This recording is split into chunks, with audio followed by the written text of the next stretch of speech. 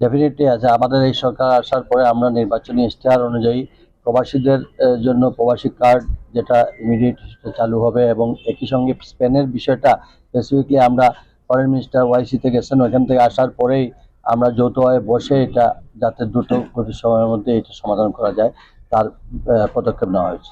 Immediately আমাদের 180 দিনের যে প্রোগ্রাম, সেই প্রোগ্রামের মধ্যে আমরা আমাদের মাননীয় প্রধানমন্ত্রী যে গাইডলাইন দিয়েছেন যে কিভাবে আমাদের এই সমবাজার মার্কেট, বিশেষ করে মিডল ইস্ট, সৌদি আরব, মালয়েশিয়া এবং যেসব জায়গায় বন্ধ হয়েছে সেগুলোকে কিভাবে আমরা মার্কেটটাকে আবার সুযোগ করা যায় সেই ব্যবস্থা পদক্ষেপ নেওয়া হয়েছে। এবং ইনশাআল্লাহ আমরা আগামী 10-15 দিনের মধ্যে আবার আমাদের যে একটা স্ট্যান্ডিং কমিটি করে দেওয়া হয়েছে মাননীয় প্রধানমন্ত্রীর নির্দেশে, শিক্ষা মন্ত্রণালয় সহ, আমরা এই ব্যাপারে আশা করি আপনারা মাসখানেকের মধ্যে একটা ফিডব্যাক পাবেন।